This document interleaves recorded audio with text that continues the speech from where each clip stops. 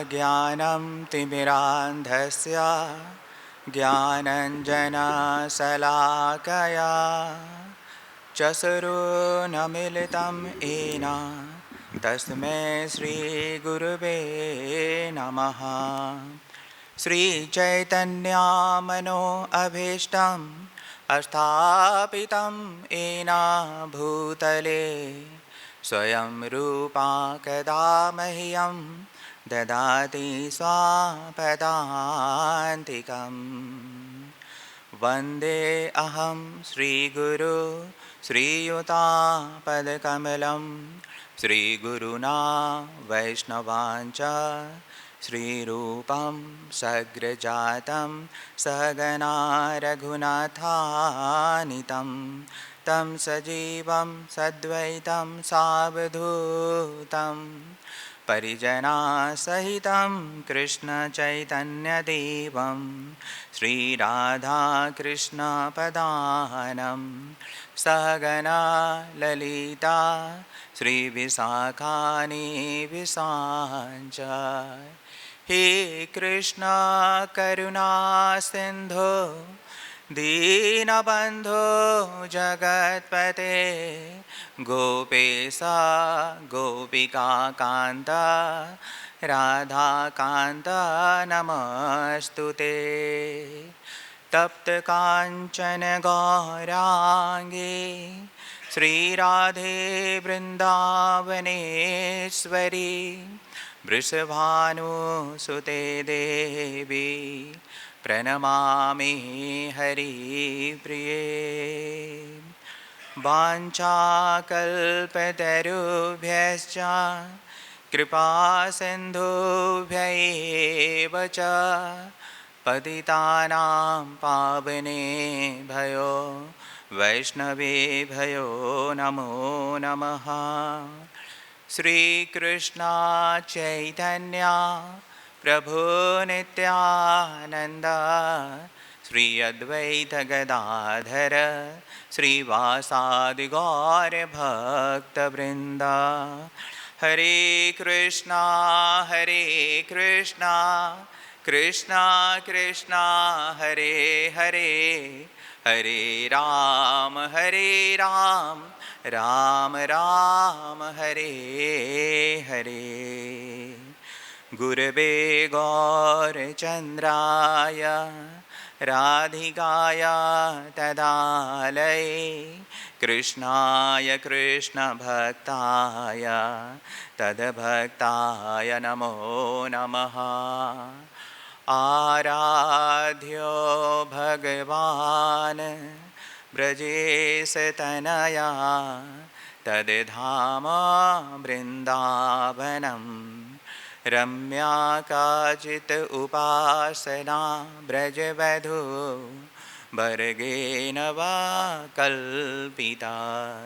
श्रीमद्भागवतं प्रमाण अमलं प्रेमापुमर्थो महान् श्रीचैतन्यमहाप्रभो तमिदं तत्रादराना परा। तो आप सब भक्तों का संध्याकालीन भागवत सत्र में बहुत बहुत स्वागत है।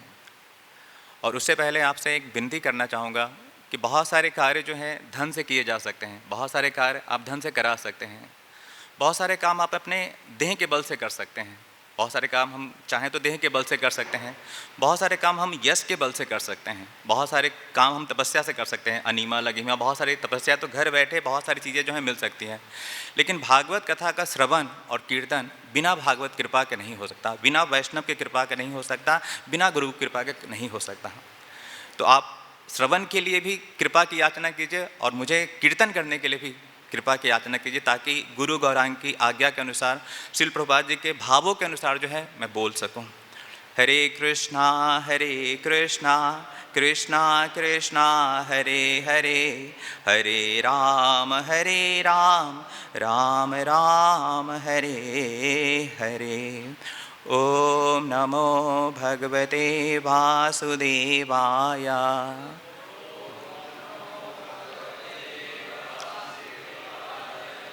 ओम नमो भगवते वासुदेवाय।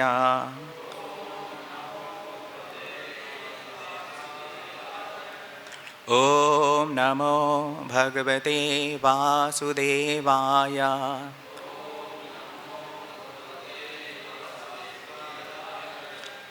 तो आज बड़ा ही सुंदर योग और संयोग बन रहा है कि भागवत गीता का पूर्णाहुति का श्लोक मुझे जो है कहने का मौका मिल रहा है और आपको सुनने का मौका मिल रहा है।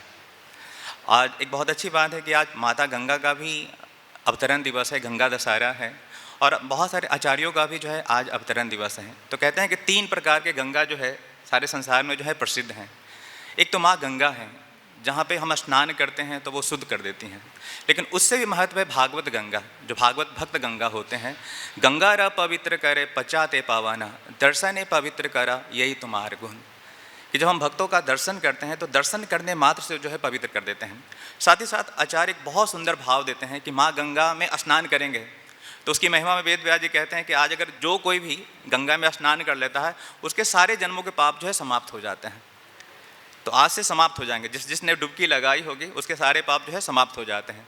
यहाँ तक कि पद्म पुराण में वर्णन आता है कि कोई योजन कोटि दूर से भी हर हर गंगे कहता है तो उसके भी जो है पाप जो है समाप्त हो जाते हैं। तो अगर कोई आज गंगा स्नान नहीं कर सके हैं तो 3 बार हर हर गंगे हर हर गंगे हर हर गंगे, तो हर हर गंगे कहने मात्र से भी जो है उसके सारे पाप जो है समाप्त हो जाते हैं। लेकिन वेद व्यास जी कहते हैं कि एक बहुत बड़ी बात है कि माँ गंगा पापों को तो समाप्त कर देती है लेकिन पाप ना करने की बुद्धि नहीं देती है। तो भक्त जो है पाप भी समाप्त करते हैं। गंगा र पवित्र करे पचाते पावाना, दर्शने पवित्र करे यही तुम्हार गुण। तो भक्त क्या करते हैं कि पापों को भी समाप्त करते हैं और साथ ही साथ वो गुण भी देते हैं, वो बुद्धि भी देते हैं, वो विधि भी देते हैं, वो निषेध भी देते हैं कि क्या करना है और क्या नहीं करना है, क्या डू है और क्या डोंट डू है। उसी प्रकार श्रीमद् भागवत गीता के महत्व में वेद व्यास जी कहते हैं कि माँ गंगा जो है भगवान के चरणों से निकली है और गीता जो है भगवान के मुखारविंद से निकली है। तो बहुत अच्छी भाव जो है आचार्य देते हैं कि माँ गंगा चरणों से निकली है और गीता जो है भगवान के मुखारविंद से निकली है। भगवान के किसी भी अंग में कोई दोष नहीं किया जा सकता है, कोई भेद बुद्धि नहीं किया जा सकता है, लेकिन फिर भी कहते हैं कि चरणों से मुखारविंद की वह बहुत ज़्यादा जो है महिमा है। तो गीता हमें पाप ना करने की बुद्धि भी देती है और कैसे गीता से भागवत की ग्रहण करने मात्र से हमारे सारे पाप जो है समाप्त हो जाते हैं। तो आइए आज पूर्णाहुति का बहुत ही सुंदर श्लोक जो है दोहराते हैं और फिर उस पर आचार्यों के अनुसार जो है चर्चा करने का प्रयास करेंगे। तो श्लोक संख्या 46। इस श्लोक को बोलने से पहले एक और चीज़ बता दे दूँगा कि जब गीता का पहलतम अध्याय का जो श्लोक बोला गया था वो घृतराष्ट्र के द्वारा बोला गया था और वो एक प्रश्न था कि धर्म क्षेत्रे कुरुक्षेत्रे समावेता युयुस्तवा मामका पांडवा चैवा किम कुर्वता संजया। महाराज धृतराष्ट्र ने सबसे पहले ये पूछा कि हे संजय, मेरे और पांडवों ने क्या कर रहे हैं ये बताओ मुझे। तो आज का श्लोक संजय उसका उत्तर है। जो प्रथम श्लोक से जो प्रश्न किया गया था उसका उत्तर आज फाइनली 46वें नंबर श्लोक में संजय बता रहे हैं कि भाई अब पांडव क्या कर रहे हैं। तो बड़ा ही सुंदर श्लोक है, दोहराते हैं। संजय उवाचा एवं उक्त्वा अर्जुन सांख्ये रथ उपस्थे उपविशिष्टा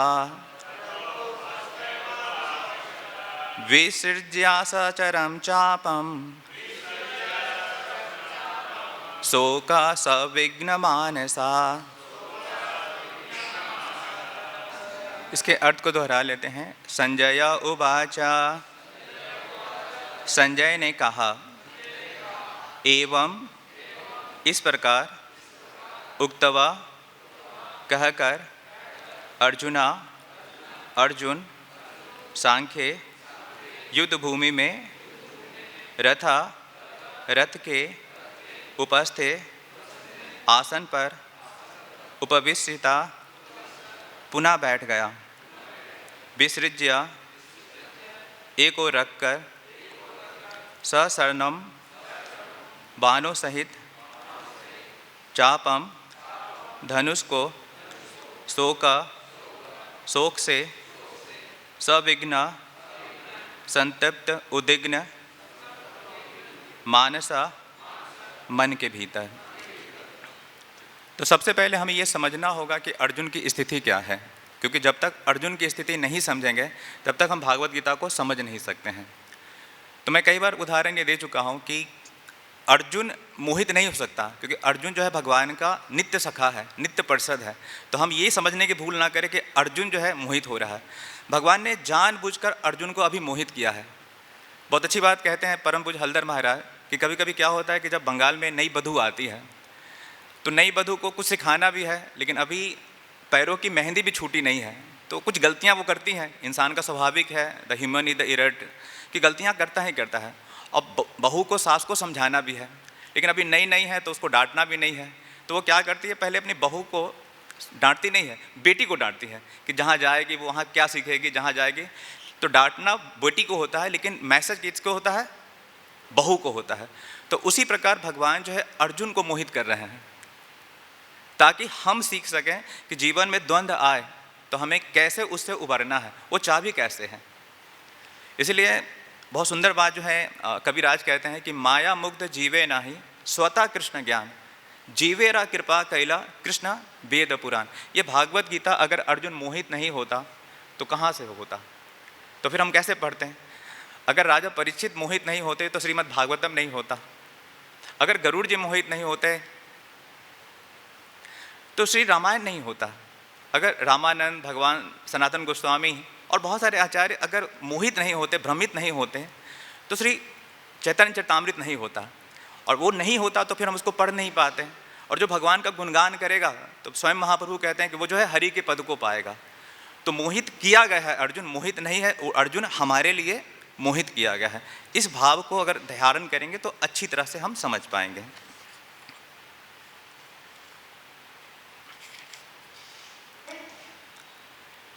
तो संजय ने कहा, युद्ध भूमि में इस प्रकार कहकर अर्जुन ने अपना धनुष तथा बाण एक ओर रख दिया और शोक संतप्त चित्त से रथ के आसन पर बैठ गया। तात्पर्य जगत गुरु शील प्रभुपाद जी के द्वारा। तो बहुत सुंदर बात जो है शील प्रभुपाद जी इसके तात्पर्य में लिख रहे हैं कि अपने शत्रु की स्थिति का अवलोकन करते समय अर्जुन रथ पर खड़ा हो गया था, किंतु वह शोक से इतना संतप्त हो उठा कि अपना धनुष बाण एक ओर रखकर आसन पर पुनः बैठ गया। और एक बहुत अच्छी बात लिखना है, ध्यान दीजिएगा कि ऐसा दयालु तथा कोमल हृदय व्यक्ति जो भगवान की सेवा में रत हो आत्मज्ञान प्राप्त करने के योग्य है। तो जीवेर दया वैष्णवेर लक्षण, जिसके हृदय में दया नहीं है वो भगवान को समझ ही नहीं सकता है। वैष्णवता भक्ति कहीं टिकती है तो वो दीनता के आसन पे विराजमान होती है, दया के आसन पे विराजमान होती है। ये जो भी फूड फॉर कार्यक्रम चला रहे हैं, भक्त भागवत गीता चला रहे हैं, जगह जगह हरिनाम का कीर्तन संकीर्तन हो रहा है, वो क्यों है? वो जीवों पे दया ही करना है। दया के अलग अलग प्रकार होते हैं। तो भगवान स्वयं कह रहे हैं कि अर्जुन में दया है, इस कारण से अर्जुन जो है भागवत गीता समझने के लिए सबसे परफेक्ट स्टूडेंट है। और जिस भी व्यक्ति के अंदर वो दया का भाव है वो गीता समझने का सबसे उचित जो है कैंडिडेट है। तो अगर हमारे अंदर हृदय में भाव नहीं है, दया नहीं है, तो हम गीता को समझ नहीं सकते हैं। अब दूसरी बात पे प्रभुपाद जी बहुत अच्छी चर्चा करते हैं कि अर्जुन जो है शोक में आ गया है, शोक में आ गया। इस शब्द पे जो है ध्यान दीजिएगा। आदमी शोक में कब आता है? जब पास्ट की बातों को याद करता है तो उसको शोक होता है। तो अर्जुन ने क्या देखा? भीष्म पितामह को देखा, अपने दादा को देखा, अपने गुरुजनों को देखा। तो देखा तो कि अब इन पे ही बाण चलाना है, अब इनकी ही हत्या करना है। तो अर्जुन हृदय से भक्त है, शुद्ध भक्त है। तो देखते ही वो ममता जाग उठी, वो प्रेम जाग उठा, वो स्नेह जाग उठा कि अब ये दादाजी जो बचपन में मुझे गोद में खिलाते थे, ये द्रोणाचार्य तो मुझे अपने पुत्र से भी ज़्यादा मानते थे। अपने पुत्र को वो भी विद्या नहीं दी, अश्वत्थामा को वो भी विद्या नहीं दी जो मुझे दी है। तो वो देख कर जो है अर्जुन को शोक हो रहा है कि मोह हो रहा है, मैं कैसे जो इन पे जो है बाण चलाऊँ। अब आचार्य जो है बहुत सुंदर भाव देते हैं कि दो प्रकार का जो है शोक होता है, एक अज्ञान जनित शोक और एक ज्ञान जनित शोक। अज्ञान जनित शोक जो है हमें बांधता है और ज्ञान जनित शोक जो है हमें बंधन से मुक्त करता है। मैं कई बार कह चुका हूँ कि ताला है कि एक ही चाबी होती है, ताले की इस तरफ चाबी घुमा दो तो बंधन हो जाता है और इस तरफ खोल दो तो मुक्ति हो जाती है, खुल जाता है ताला। उसी प्रकार अगर शोक हमारा अज्ञान से हो गया, परिवार के लिए हो गया, तो वो बंधन का कारण हो जाएगा। लेकिन वही शोक जो है अगर भगवान के लिए हो गया कि हाय हाय कितने जन्म बीत गए, बड़े जन्म से बिछड़े थे माधव, अब की जन्म तुम्हारी लिखी। कि अब मुझे भगवान का भजन करना है। लख 84 में सबके परिवार की सेवा करता रहा, परिजनों की सेवा करता रहा, गुरुजनों की सेवा करता रहा, कोई भी फायदा नहीं हुआ। बारंबार जन्म मृत्यु जरा व्याधि के चक्र में मुझे आना पड़ा, है कि नहीं? तो जब ये शोक होता है तो ये शोक अच्छा है, क्योंकि इस शोक के द्वारा हम भगवान की ओर बढ़ते हैं। तो श्री प्रभुपाद जी कहते हैं कि शोक के दो प्रकार हैं, एक अज्ञान जनित शोक और एक होता है ज्ञान जनित शोक। तो श्रीमद् भागवतम से दो उदाहरण जो है प्रस्तुत करते हैं, ताकि आप आसानी से समझ सको कि अज्ञान जनित शोक क्या होता है और ज्ञान जनित शोक क्या होता है। तो श्रीमद् भागवतम के 5वें स्कंद में राजा भरत की कथा आती है। राजा भरत वो राजा हैं जिनके नाम पे इस देश का नाम जो है भारतवर्ष पड़ा, और वो पूरे संसार के राजा हैं, चक्रवर्ती राजा हैं। लेकिन साथ ही साथ जो पहले के राजा हुआ करते थे वो राज ऋषि हुआ करते थे, धर्म का भी पालन करते थे, गृहस्थी का पालन भी करते थे, लेकिन भक्ति करना नहीं भूलते थे। तो घर में अर्थ विग्रह है, सारे जिम्मेवारियाँ पूरा कर रहे हैं और भगवान की सेवा भी कर रहे हैं, गुरु की आज्ञा भी पूरी कर रहे हैं। गुरु मुख पद्म वाक्य, यही से करिया एक क्या। और जब हम गुरु की आज्ञा पालन करते हैं तो क्या होता है? क्या हमारा धन बढ़ता है? तो बहुत सुंदर बात जो है परम पूज्य राधानाथ महाराज कहते हैं कि जब हम गुरु की आज्ञा का पालन करते हैं तो हमें संसार से विरक्ति होती है, हमें संसार करवा लगने लगता है। हमें ये लगता है कि रहना नहीं देश बिगाना है, ये संसार कांटों की बारी, उलझ उलझ मर जाना है। किसी कांटों के बारे में आप जाइए बगीचे में, तो आप उत्तर में बैठो या पूर्व में बैठो, दक्षिण में बैठो या पश्चिम में बैठो, हर जगह आपको कांटे ही कांटे मिलेंगे। तो जब हम अच्छी तरह से गुरु की भक्ति करते हैं तो ये समझ में आता है कि ये संसार दुखाले अशाश्वतम है, दुखी है, अब मैं इसे कैसे निकलूं। तो जब गुरु कृपा हुई तो बहुत जल्दी वो चक्रवर्ती सम्राट जिनके पास सारे संसार का ऐश्वर्य था, आज्ञाकारी पुत्र थे, ऐसा नहीं कि वो उनको मारते थे, डटराते थे। हम लोग भी आते हैं वृंदावन धाम में, कैसे बहू की डांट खा के, बेटे की डांट खा के, पति की डांट खा के, चलो अब कहीं भी सहारा नहीं है तो ठाकुर जी का, हारे का सहारा ठाकुर शाम हमारा। लेकिन ऐसी कोई भी टर्म एंड कंडीशन उनके साथ नहीं थी, लेकिन गुरु भक्ति की थी, भगवान की भक्ति की थी। तो जब हम भगवान की भक्ति करते हैं तो हमें वैराग आता ही आता है। तो हम अपने हृदय को टटोल के देख सकते हैं कि हम कितनी अच्छी गुरु निष्ठा कर रहे हैं, कितनी अच्छी गुरु भक्ति कर रहे हैं, कितनी अच्छी भगवान की सेवा कर रहे हैं। क्योंकि प्रेम गली अति सांकरी, इसमें दो ना समा है। अगर संसार मीठा लग रहा है तो भगवान अच्छे नहीं लग रहे हैं, और भगवान अच्छे लग रहे हैं तो संसार मीठा नहीं लगेगा। ये सीधा सा मीटर है। तो जैसे ही गुरु भक्ति बढ़ी, भगवान की अच्छी तरह से सेवा की, तो उनमें जो है वैराग आ गया और उन्होंने सब कुछ त्याग दिया। कैसे त्याग दिया? आचार्य बहुत सुंदर भाव देते हैं कि बामन भट्ट, जैसे हम उल्टी को त्याग देते हैं, हम दोबारा देखते हैं कि मेरी उल्टी कैसी थी। मलवत, कौन कौन अपने, कहने की आवश्यकता नहीं है, कौन कौन अपने मल को दोबारा देखने जाता है। तो इस तरह से एक बार त्याग दिया और फिर वो जंगल में गंडकी नदी के पास जो है आके तपस्या करने लगे, शालिग्राम शिला की जो है तपस्या करने लगे। और पहले होती है साधना भक्ति। तो रोज़ जो है नियम से पुष्पम समर्पयामी, चंदन समर्पयामी, अगरबत्ती समर्पयामी, धूपम समर्पयामी करने लगे। एक दिन ऐसा आया कि जब साधना भक्ति बढ़ती है तो भाव आता है, तो फिर मुख नहीं बोलता, आंखें बोलती है। अब आचार्य कहते हैं कि अब जो पूजा करते थे तो पूजा का क्रम भूल जाते थे, क्योंकि आंखें रोते रहती थी। नयनम गलगसुधारया बदनम गदगद रुधा गिरा, पूजा का क्रम भूल जाते थे। और बहुत सुंदर बात एक ब्रज के संत कहते हैं कि जब आप राधा श्याम सुंदर के दर्शन करने जाओ, अब तक तो हम दर्शन करते थे, लेकिन एक दिन ऐसी स्थिति आई कि राधा श्याम सुंदर को निहार रहे हैं और आंखों से गंगा और यमुना की जलधार बह रही है, अब देखा नहीं जा रहा है। तो समझ लेना कि आज राधा श्याम सुंदर को आपने नहीं, राधा श्याम सुंदर ने आपको देखा है। तो ये स्थिति थी कि वो भूल जाते थे कि क्या करना है और क्या नहीं करना है। आंखों से इतने जलधाराएं निकलती रहती थी कि पहले धूप दिखा देते थे, पुष्प लास्ट में चढ़ाते थे। और सच मानो तो यही क्रम जो है भगवान को पसंद है कि जब आप बेमन हो जाओ, आप जब बेक्रम हो जाओ, क्योंकि प्रेम जब बढ़ता है तो कोई नियम नहीं रहता। लेकिन ये भी जरूरी है कि ये नियम तब तक जरूरी है कि जब तक हम भाव के स्तर तक ना आ जाएं। तो ऐसा हुआ कि भाव के स्तर तक आ जाए। कहा जाता है कि भक्ति का 8वां क्रम जो है वो भाव है। भक्ति कहाँ से शुरू होती है? तो प्रथम भगति संतन कर संगा, आदो श्रद्धा। भक्ति की जो शुरुआत होती है वो आदो श्रद्धा से होती है। तथा साधु संग, फिर हम साधुओं का संग करते हैं। फिर भजन क्रिया, साधु हमें कुछ उपदेश देते हैं कि 4 नियमों का पालन करो, 16 माला का कर करो, सुबह शाम भागवत गीता का पठन पाठ करो, ये करो ये ना करो, निर्जला एकादशी व्रत का पालन करो, ये करो ये ना करो। तो भजन क्रिया, और जब ये करते रहते हैं अच्छी तरह से तो फिर क्या होता है? 4था स्टेज आता है अनर्थ निवृत्ति, फिर रुचि आती है, फिर आसक्ति आती है, फिर निष्ठा आती है और फिर भाव आता है। तो ये सारे कर्मों को पार करते करते राजा भरत जो है भाव के स्तर तक आ गए थे। तब ये नैनम गलगसु धारिया जो है उनके अंदर हो रहा था। एक दिन क्या हुआ, गंडकी की नदी के साथ त्रिकाल संध्या में से सुबह की संध्या जो है कर रहे थे, और एक हिरनी जो है शेर से भयभीत होकर भाग के आ रही थी। अब आहार, निद्रा, भय, मैथुन, ये 4 चीज़ें पशुओं में भी है और हमारे अंदर भी है।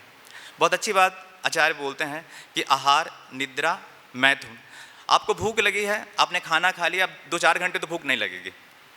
आपको नींद आ रही है, आपने सो लिया, अब तो 2-4 घंटे नींद नहीं आएगी। मैथुन की इच्छा है, जिस है वो मैथुन कर लेता, तो अब अगले दिन तक कुछ इच्छा नहीं होगी। लेकिन भय जो है आदमी को हमेशा जो है लगा रहता है, भयभीत रहता है। एक चिड़ियों को भी देखो, एक दाना खाती है और फिर इधर उधर देखती है। एक कुत्ता रोटी खाता है, इधर उधर देखता है। हमारे वृंदावन में बंदर देखो, आप कुछ दो लेकिन साथ में देखता रहता है, भयभीत रहता है। तो इंसान भी हमेशा जो है भयभीत रहता है। तो इस भय से छुटकारा कैसे पाएंगे? तो बहुत सुंदर बात गोविंद दास जी कहते हैं कि भजहु रे मन श्री नंद नंदन अभय चरणारविंद। कि इस भय से मुक्ति होना चाहते हो तो कहीं मॉल से कोई दवा नहीं मिलेगी, मॉल से नहीं खरीद सकते हो कि भय मिटाने की कौन सी दवा है, कौन सा योग करें, कौन सा एक्सरसाइज करें कि भय मिट जाएगा। भय मिटाना है। भयभीत है हर इंसान, कोरोना से भयभीत है, परिवार से भयभीत है, मृत्यु से भयभीत है, हर कोई मरना नहीं चाहता। तो अगर उस भय को मिटाना चाहते हैं तो एक ही सूत्र है कि भजहु रे मन श्री नंद नंदन अभय चरणारविंद। तो जब हम भगवान का शरण लेते हैं तो हम अभय हो जाते हैं। तो हिरनी भी बहुत भयभीत है, बहुत भयभीत है, और उसी भय के क्रम में वो गंडकी नदी में कूद जाती है। संयोग बस वो गर्भिणी है तो उसका गर्भ जो है बाहर आ जाता है, और वो उसी क्रम में आगे बढ़ती चली जाती है और उसकी मृत्यु हो जाती है। अब एक कहते हैं ना कि संतों का हृदय जो है नवनीत के समान होता है, बहुत ही कोमल होता है। तो राजा भरत ने सोचा कि अब ये हिरनी की माँ होती तब तो मेरा कोई जिम्मेदारी नहीं बनता, अब इसकी माँ मर गई है तो अभी क्या करूं? तो दया बस जो है उसको उठा के ले आए और पालन पोषण करने लगे, उसकी व्यवस्था जो है करने लगे। अब देखिए कि भाव के स्तर तक थे। अब धीरे धीरे क्या हुआ, अब हिरनी में मन जो है रमने लगा। अब ध्यान करते थे जो हरे कृष्णा, तो राधा श्याम सुंदर के चिंतन होते थे, गौर निताय के चिंतन होते थे। अब हिरनी का चिंतन हो लगा, हिरन हिरन हिरन हिरन। अब जो भगवान की पूजा का क्रम करते थे बहुत ही शुद्धता से, अब हिरन उसको जूठा भी कर देता तो कहते कि अच्छा ये तो बच्चा है, चलो इसका कोई दिक्कत नहीं है। और फिर एक दिन ऐसा आया कि वो हिरन का बच्चा जो है रात तक नहीं आया। अब दिमाग में यही घूमने लगा, अरे कहाँ चला गया, छोटा बच्चा है, मुझको जिम्मेदारी रखनी चाहिए थे, मुझे उसका पालन पोषण करना चाहिए था, उसकी माँ भी नहीं है। और रात्रि में अंधकार में जो है वो लालटेन लेके जो है उसको ढूंढने चले गए। अब अंधकार था, एक बड़ा सा गड्ढा था, उस गड्ढे में गिर गए। अब गड्ढे में घायल हो गए हैं लेकिन फिर भी जो है हिरन का चिंतन कर रहे हैं। और हिरन का चिंतन करते करते इतना चिंतन हो गया कि हिरन का चिंतन करते करते ही उनकी मृत्यु हो गई। और भागवत गीता में भगवान कहते हैं कि यम यम बापे स्मरण भावे अंत्यकाले कलेब्रम अंते जो मति सो गति। तो हिरन का चिंतन करते हुए मरे थे तो क्या हुआ, अगले जन्म में हिरन बने। तो ये अज्ञान जनित मोह के कारण जो है हम हिरन बने, और हम सबके साथ भी ऐसा ही है। इसलिए हमारे यहाँ जो है ये क्यों जो है वृद्धाश्रम की व्यवस्था की गई है, क्यों जो है बानप्रस्थ आश्रम कहा गया है, क्योंकि अगर हमारी मृत्यु घर में हुई तो हमारे साथ भी क्या होगा, दादी दादी कहाँ छोड़ के जा रही है, दादी माँ जी कहाँ जा रहे हो, और अंत में हमारा मन कहाँ अटक गया, बहू में अटक गया, पोती में अटक गया, बेटे में अटक गया। तो क्या हुआ, हमें आना पड़ेगा। हम बाद में बोलते हैं ना, इसकी शकल बिल्कुल नाना से मिलती है, इसकी शकल दादा से मिलती है। अरे दादाजी आए, अटक गया था मन। इसलिए ब्रज के संत कहते हैं कि मृत्यु भली परदेश में जहाँ न आपन कोई, अंत काल में आप ही हरि सुमरन होए। तो बहुतों के मन में ये प्रश्न आ रहा है कि ये क्या बोल रहे हो प्रभु जी, सिचुएशन तो अच्छा है कि जब हम मर रहे हो और बेटी रो रही हो, दामाद रो रहा हो, पति रो रहा हो, बच्चे रो रहे हो कि हाय हाय दादी कर रहे हो, अंत काल में उनका स्मरण करते हुए जाएं। ये गति है। अकेले में मरे, कोई पानी देने वाला भी ना हो। लेकिन पानी देने वाला नहीं होगा लेकिन ठाकुर जी तो होंगे, क्योंकि जहाँ कोई नहीं होता वहाँ ठाकुर होते हैं। लेकिन जहाँ सब कुछ होता है भगवान कहेंगे ठीक है, और जिसको स्मरण करके मरा फिर हमारी अंत्य गति उसी में होगी। इसीलिए बार बार कहा जाता है कि हमें जो है एक समय के बाद जो है अगर हम घर नहीं भी छोड़ रहे हैं तो हमें मनसा विरक्ति ले लेनी चाहिए कि अब बहू बेटे जो करना है करो, अपने कमरे में बैठ के भगवान का सुमिरन करो। अब अगर हमारे परिवार में दादा दादी की स्थिति ऐसी नहीं है तो जब डॉक्टर ने कह दिया कि भैया 4 दिन में दादी निकलने वाली है, दादा निकलने वाले हैं, पति निकलने वाले हैं, तो क्या करना, सबसे बड़ा एहसान क्या करना बता देता हूँ आपको। उनके कमरे में जो है तस्वीर लगा देना ठाकुर जी की, गोविंद चारों तरफ जहाँ भी नज़र दौड़ाए ठाकुर जी की नज़र हो। हरे कृष्णा महामंत्र चला देना, अगर संभव हो सके तो भागवत गीता रोज पढ़ना, क्योंकि वो सुन के उनकी गति होगी तो अंते जो गति सो मति। किसी को रोना भी आ रहा हो तो हृदय पे पत्थर रख लेना, कहना कि अभी दादाजी के कमरे में रोते मत जाओ, बाहर रो लो, पर वहाँ मत जाओ, क्योंकि ये सबसे बड़ा एहसान होगा किसी को अंत काल में भगवान का सुमिरन करा के भेज देना। लेकिन हम में से 99% लोग ये गलती करते हैं कि जब मर रहे होते हैं तो वो बेचारा शोक में हो ही रहता है और हम उसको अपना ही याद दिलाते हैं कि मुझे याद करो दादा, मुझे याद करके मरो। हाँ या ना? तो कभी भी ये गलती मत करना। अगर आप सचमुच किसी से प्रेम करते हैं तो ये गलती जो है कभी मत करना। तो राजा जर भरत ने भी यही गलती की थी। अगले जन्म में उनको हिरण की शरीर जो है प्राप्त हुआ, लेकिन भागवत कृपा से उनको ये पता था कि क्या गलती करके आया था। बहुत अपने आप को कोसते हैं, धिक्कारते हैं, शोक करते हैं। अब ये ज्ञान जनित है कि जब शोक कर रहे हैं कि हाय हाय मैं चक्रवर्ती सम्राट था, पत्नी में नहीं फंसा, बच्चों में नहीं फंसा, राज में नहीं फंसा, सोने में नहीं फंसा, हाय रे हाय मैं तो एक हिरण में फंस गया। अब क्या हो गया, हिरण का शरीर तो मिल गया लेकिन विरक्ति थे। भागवत में वर्णन आता है कि सूखे पत्ते खाते थे, किसी से संग नहीं करते थे।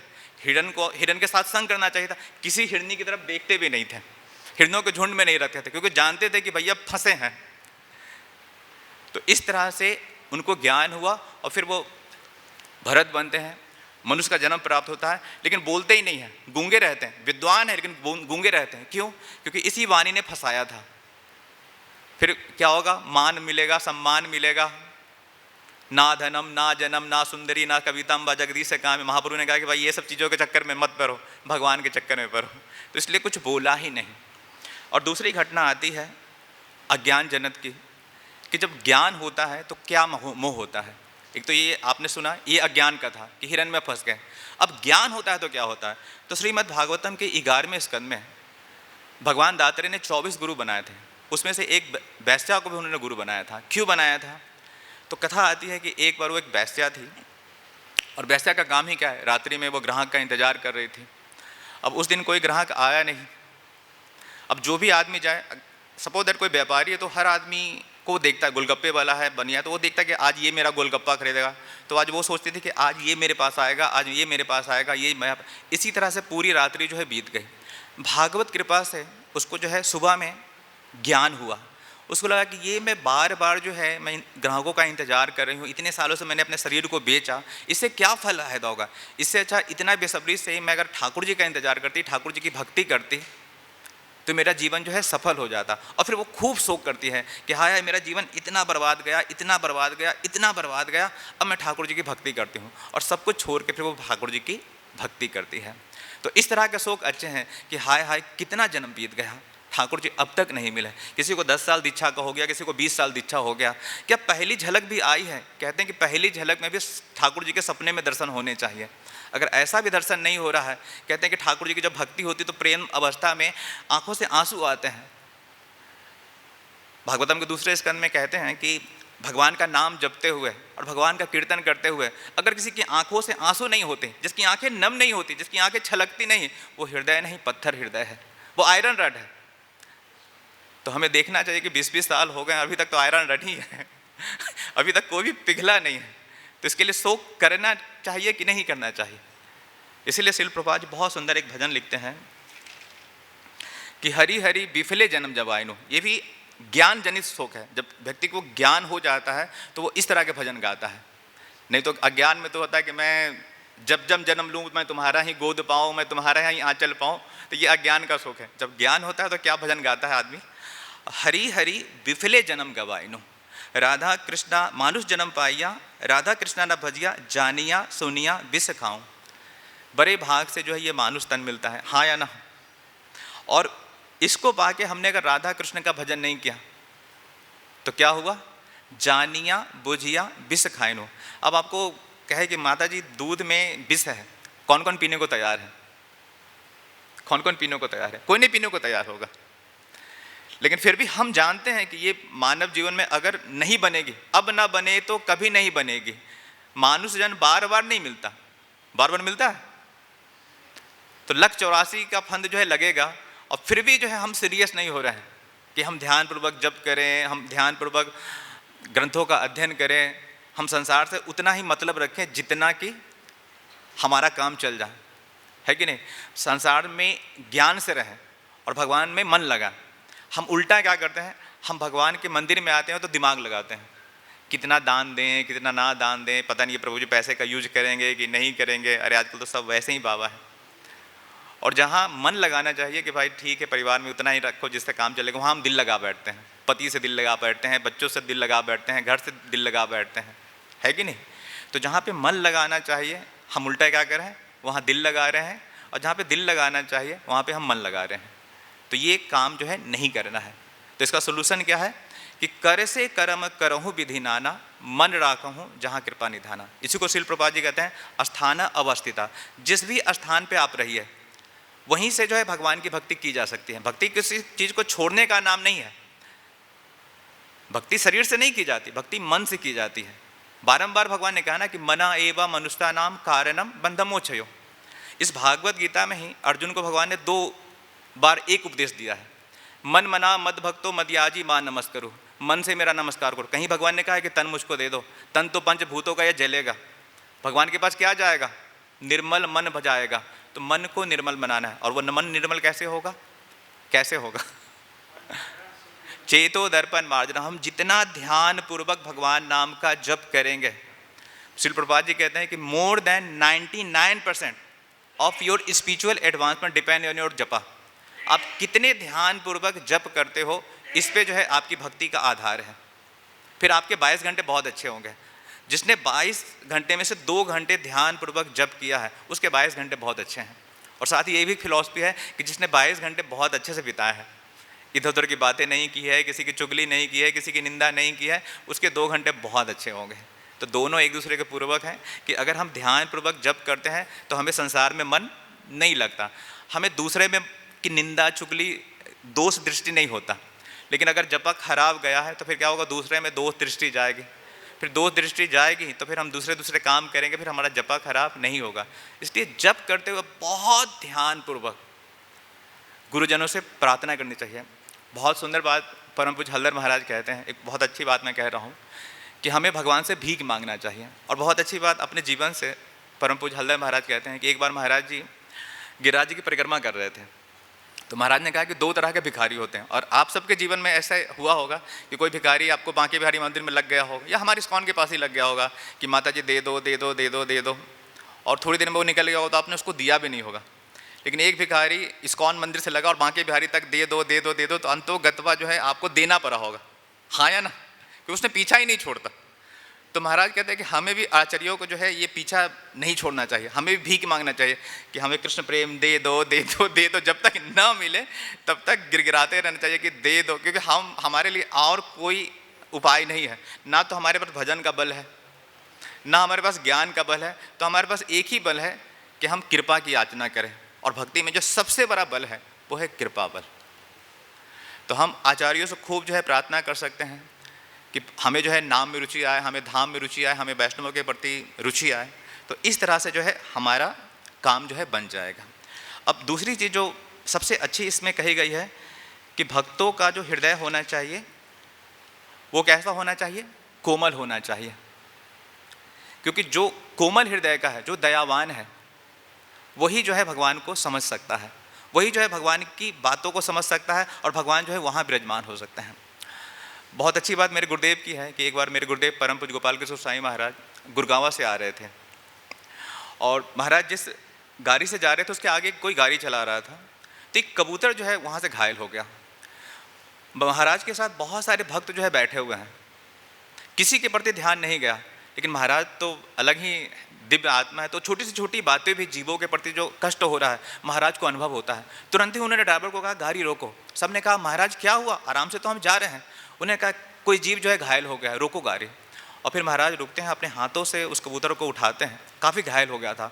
फिर बहुत देर तक महाराज जो है उसको सहलाते हैं, अपने हाथों से पानी पिलाते हैं। फिर डॉक्टर को कॉल करते हैं, पशुओं के डॉक्टर को, और फिर वो ट्रीटमेंट कराते हैं, और फिर वो कहते हैं। तो जीवे दया वैष्णवेर लक्षण। महाराज बहुत ही उच्च स्थिति में है, लेकिन फिर भी एक छोटे से छोटे बात का जो है ध्यान रखता है। और एक यही तरह की बात जो है परम पूज्य राधा गोविंद महाराज के जीवन की है। परम पूज्य वृंदावन चंद महाराज भी बता रहे थे कि जब महाराज अपने गांव बिहार में थे तो एक मंदिर का निर्माण जो है हो रहा था। तो महाराज बिहार के लोग हैं या बंगाल के लोग हैं, वो चावल खाना पसंद करते हैं। तो परम पूज्य वृंदावन चंद महाराज जो है उनके लिए चावल बनाया करते थे। अब चावल में चावल तो रख लेते हैं, मार फेंक देते हैं और मार गरम गरम ही होता है। तो एक दिन महाराज ने पूछा कि उसमें महाराज नहीं होंगे, और महाराज तो वृंदावन बोल सकते हैं कि वृंदावन तुम वो मार का करते क्या हो? तो उन्होंने कहा कि महाराज मैं तो उसको घासों में फेंक देता हूँ। तो महाराज ने कहा कि उन घासों के नीचे चींटियाँ रहती है, कभी तुमने उसके बारे में सोचा? तो महाराज वृंदावन चंद महाराज स्तब्ध रह गए कि कभी मेरी इतनी बुद्धि तो नहीं गई थी कि घास के नीचे भी चींटियाँ होगी। और हम सब भी गलतियाँ करते हैं, गर्म पानी से नहाते उस नाली में कीड़े होंगे, हम चलते हुए क्या ध्यान देते हैं? तो बहुत अच्छी बात किसी ने कही है कि साधु जब चलता है तो पहिया बचा बचा के चलता है, अपने नज़रें बचा बचा के चलता है, अपने चरणों को भी रखता है तो वो जो है कि चींटियाँ भी ना मर जाए, है ना। नारद मुनि के संपर्क में जब मिगारी आता है तो वो मिगारी जो जानवरों को अधमरा करके मारता है। एक बार नारद मुनि आ रहे थे तो देखा कि एक जंगल में जो है बहुत सारे जानवर जो है मरे नहीं, अधमरे करके हैं। अब मर जाए तो आदमी तुरंत मुक्ति मिल जाए, लेकिन अधमरा आधा गला काटा हुआ है, आधा पैर काटा हुआ, तो कितनी स्थिति खराब है। तो महाराज ने नारद मुनि ने कहा कैसा दुर्भागा व्यक्ति है, देखो कैसे अधमरा करके मार रहा है। जब वो मिलते हैं तो बोलते हैं कि भाई इसको चाहे मार दो या छोड़ दो। बोलते नहीं, ये मरता है ना तो बहुत अधमरा थड़पड़ करता है तो मुझे बहुत आनंद आता है। अब सोचो कि कैसा आदमी है कि एक व्यक्ति जो है जानवर जो है मर रहा है और उसको आनंद आ रहा है, तो कितना निर्दय हो सकता है। कुर्ता के जो डिक्शनरी की सबसे लास्ट है वो पोजीशन पे वो था। और फिर नारद मुनि उसे ज्ञान देते हैं, भक्ति का उपदेश देते हैं, हरिनाम का देते हैं। और कुछ ही दिनों के बाद, ऐसा नहीं कि कई सालों के बाद आए हैं, 10-15 दिनों के बाद ही अपने मित्र पर्वत मुनि के साथ जब नारद मुनि आते हैं तो वो दौड़ने लगता है गुरु को देखकर, गुरु निष्ठा है उसमें, लेकिन रास्ते में देखता है कि अरे चींटियाँ पड़ी हो। तो अपनी उतरी को उतार कर धीरे धीरे वो मिगारी जो जानवरों को अधमरा करके मारता है, आज एक चींटी को देख के भी जो उसको दया आ रही है। तो इस तरह का जिसका हृदय हो गया है कि एक चींटियों की भी मारने के बाद जो है इसको उसका हृदय जो है द्रवीभूत हो रहा है, उसकी आंखें नम हो रही है, that person is the perfect student of the learning Bhagavad Gita. तो भागवत गीता उसी को समझ में आएगी, क्योंकि भक्ति महारानी जहाँ विराजमान होती है उस सिंहासन का नाम है सोने का सिंहासन नहीं, हीरे का सिंहासन नहीं, लकड़ी का सिंहासन नहीं, कैलाडोन का सिंहासन नहीं, वो है दीनता का सिंहासन। ये दरबार दीन को आदर रीति सदा चलिया है। जैसे पेड़ पे फल लगते हैं वो झुक जाता है ना, है कि नहीं। बहुत अच्छी बात किसी ने कही है कि जिस कुएं में उतरने वाली बाल्टी जब झुकती है तो भर के वापस आती है। कभी कुएं में पानी भरा होगा और बाल्टी कहे कि नहीं मैं झुकूंगी नहीं, मुझे भर के दिखाओ, तो एक नहीं कई जन्म लग जाए, कई जन्म लगे, पूरी सृष्टि बदल जाए, तभी वो भर के एक बूंद भी वापस नहीं आएगी। तो ज्ञान हासिल करने का यही तरीका है। अगर हमें भक्ति बढ़ी है तो हम झुक जाएंगे, हमारे अंदर स्वतः ही वो दया आएगी। मिगारी की बड़ी तो वो स्वतः ही दया आई, हाँ या ना। एक बहुत सुंदर कथा मुझे याद आ रही है इस संबंध में।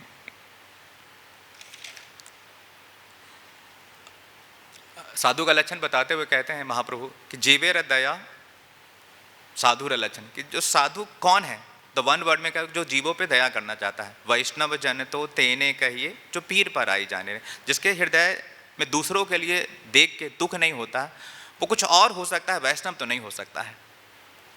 प्रभुपाद जी जैसे बुजुर्ग को 70 साल की अवस्था में अमेरिका जाने की क्या आवश्यकता थी, और सिर्फ अमेरिका जाने की अवस्था क्या थी, और अमेरिका में जो हिप्पी थे उसके लिए भोजन बनाने की क्या आवश्यकता थी, सोचिए। और फिर भोजन के बाद उनका प्लेट साफ करने की क्या आवश्यकता थी, और वो भी एक दिन नहीं, कई महीनों तक प्रभुपाद जी ने ये किया। तो ये प्रभुपाद जी की जीवे दया है कि 60-70 साल का बुजुर्ग खुद ही भीख मांग कर जो है फल ला रहे हैं, चावल ला रहे हैं, खुद बना रहे हैं 60-70 साल की अवस्था में, और खुद सर्व कर रहे हैं, क्योंकि उनको खाना भी नहीं आता था। तो वो चीज़ भी प्रभुपाद जी ने सिखाई है। और ऐसे वो बेगर्त थे, ऐसे निर्जल, क्योंकि पता ही नहीं था अमेरिका में ये सभ्यता ही नहीं है कि एक बुजुर्ग के आगे, भारत में चलो थोड़ी बहुत सभ्यता है, पर वो तो जानते ही नहीं थे। प्लेट भी जूठा करके छोड़ के चले जाते थे, और फिर प्लेट को प्रभुपाद जी उठाते थे, उसको धोते थे, कालीने से रखते थे, और अगले दिन फिर यही तैयारी थी कि फिर प्रसाद बनाना है, भीख मांग के लाना है, फिर धोना है, फिर करना है। और ऐसा कई महीनों तक प्रभुपाद जी ने किया। तब जाके एक भक्त को थोड़ी सी बुद्धि आई कि क्या मैं भी आपकी कुछ हेल्प कर सकता हूँ। तो हमारे आचार्यों ने देखो कितना रोया है, कितना हमारे लिए किया है। एक एक भक्त हमारे पीछे, बहुत अच्छी बात कहते हैं कि हजारों गैलन खून जो है बहता है तब जाके एक भक्त बनता है। आप में से, हम में से कोई भी यहाँ पे भक्त बना है तो किसी ना किसी ने भक्त ने अपना खून पसीना बहाया है, आपके पीछे लगा है, तब जाके आप भक्त बने हो। तो हमें भक्तों के प्रति जो है कृतज्ञ रहना चाहिए।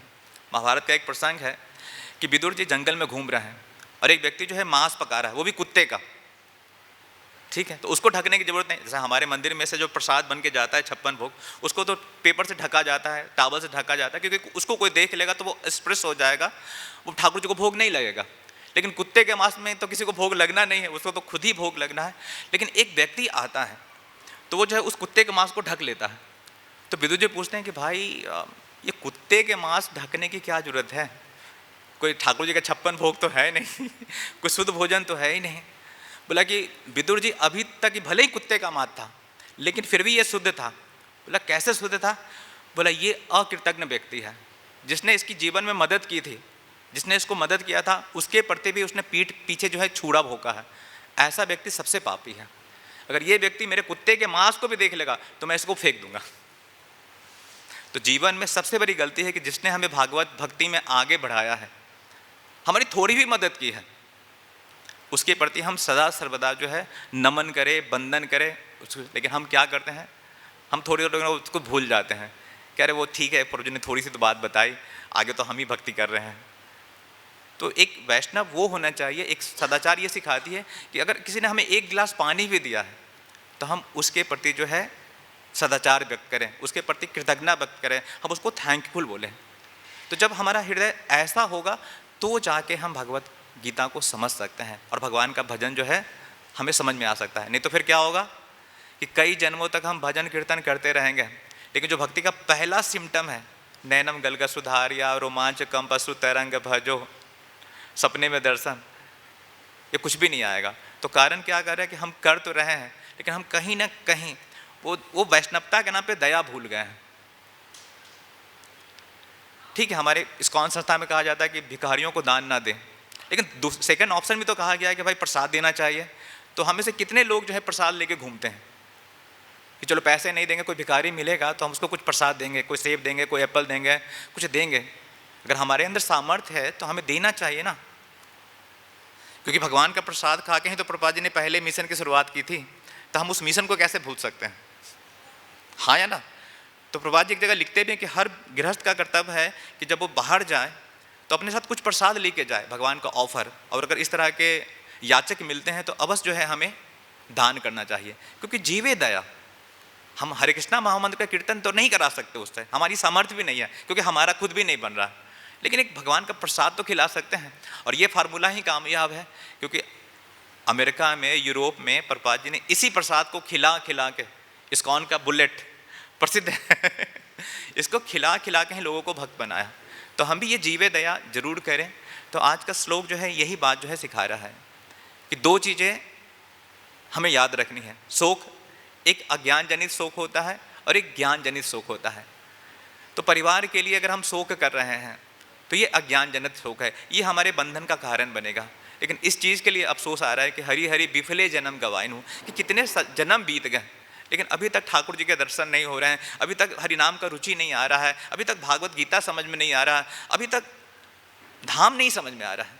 बहुत अच्छी बात नरोत्तम दास ठाकुर कहते हैं कि विषय छारिया कब सुध हवे मन, और कब हम हेरी वो श्री वृंदावन, और कब निताय चंद करुणा हवे, विषय वासन मोसे कब तुच्छ हवे, और विषय छारिया कब सुध हवे मन, और तब हम हेरी वो श्री वृंदावन धाम।